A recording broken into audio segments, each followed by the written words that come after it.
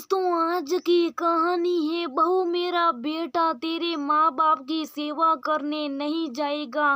दोस्तों, कहानी शुरू करने से पहले अगर हमारे चैनल को सब्सक्राइब नहीं किया हो तो कर लीजिए ताकि आपके पास पहुंचे हर रोज नया वीडियो।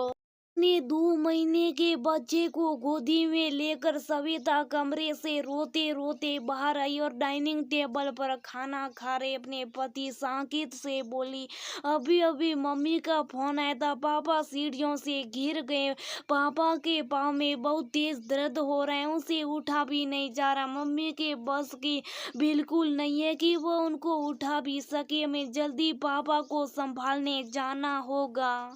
कितने अभी एक ही सफाई खाई थी, लेकिन ये खबर सुनती वह तुरंत खड़ा हो गया। अभी मुन्ना सोता है तो मुन्ना को संभालो। मैं जाकर पापा जी को अस्पताल में दिखा लाता और साकेत जल्दी जल्दी जाने की तैयारी करने लगा।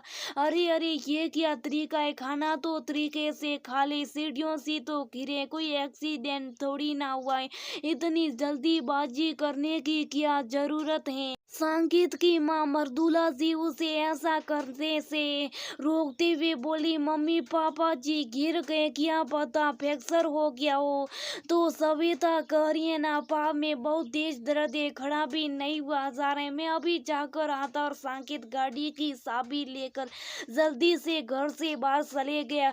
उधर साकेत की माँ मर्दुल जी ने बड़बड़ाना शुरू किया, जब देखो जब अपने सास ससुर की सेवा में लगा रहता है, उनकी तो आए दिन ही तबीयत खराब होती रहती है।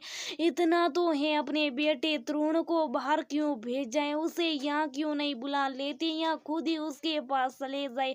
सविता अपनी सास का विवाह जानती थी, अगर वह उस समय मुझसे एक बात भी निकाल देती तो तिल का पहाड़ बनने में देर नहीं लगती। और इस वक्त ज्यादा जरूरी पापा की मदद करना था, इसलिए कुछ भी जवाब देना उचित नहीं समझा।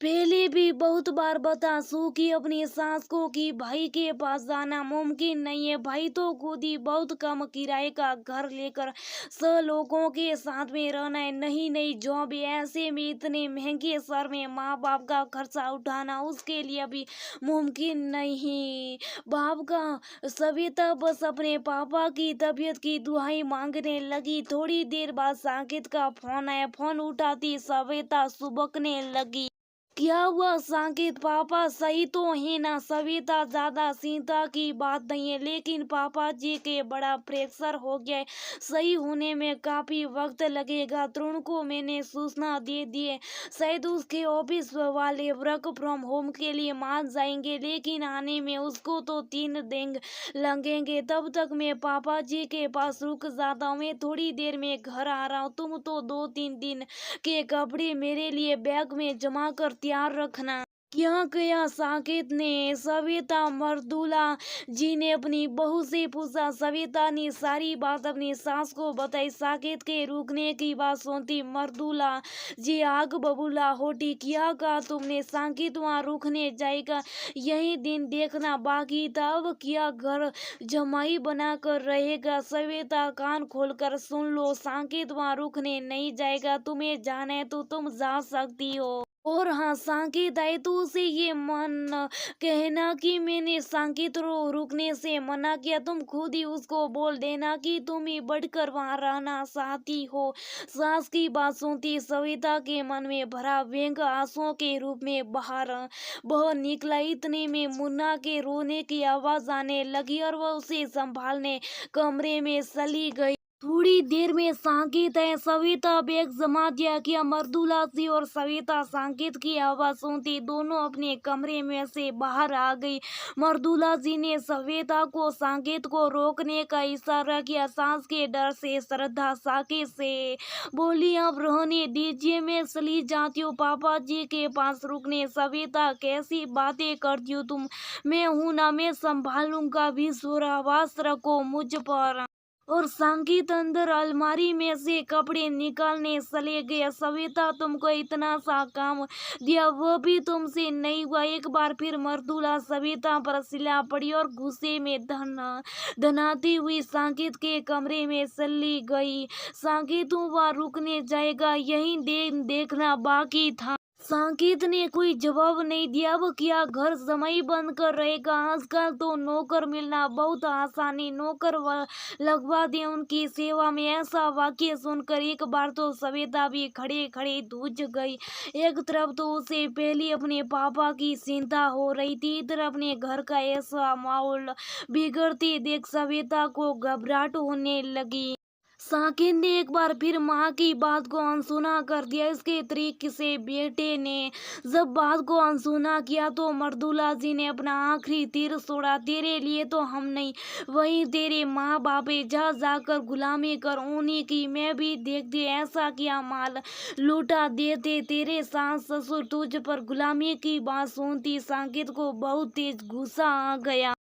माँ क्या लगा रखा ये, मैं क्या वहाँ उनसे पैसे लूटने के लिए जा रहा? क्यों ये मानसिकता बना रखी है? बहू जब अपने पति के माँ बाप की सेवा करे तो वह तो उसका सेवा धर्म है, और जब बेटा अपनी पत्नी के माँ बाप की सेवा करे तो वह गुलाम बन जाता है। सही कहा आपने, नौकर मिलना बहुत आसान है, लेकिन क्या नौकर वह सेवा कर पाता है जो माँ बाप के बच्चे उनकी सेवा करते हैं?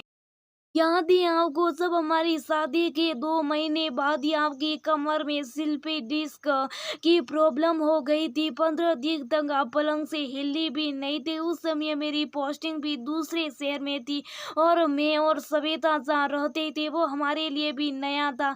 ना वो खाने का कोई प्रबंधन था, ना साफ सफाई का, लेकिन सविता केवल आपकी सेवा करने के लिए मुझे वहाँ अकेला छोड़कर आ गई। तो मैंने उसको कहा था मम्मी के लिए नौकर लगवा देता हूँ। तब आपकी इसी बहू ने मुझे समझाया था नौकर वह सेवा नहीं कर सकती जो बच्चे कर सकती। और फिर आखिरकार माँ बाप बच्चे क्या इसलिए करते हैं कि जरूरत पड़ने पर नौकर आकर उनकी देखभाल करे। मैंने वो दिन बहुत मुश्किल से वहाँ अकेले गुजारे, लेकिन सविता ने यहाँ कर आपकी सेवा करी। तब तो कितनी खुश हुई थी हम सविता से, क्योंकि आपकी नजरें में ये उसका धर्म था। और आज जब पापा जी को मेरी जरूरत है तो 3 दिन में मैं उनका गुलाम बन जाऊंगा। ऐसी दोहरी मानसिकता अगर हम अपनाएंगे तो कैसे बहू ससुराल को अपना घर मान सकती है? फिर क्यों हम हर वक्त प्रश्न उठा रहे रहते हैं कि बहू कभी भी ससुराल को अपना घर नहीं मानती है?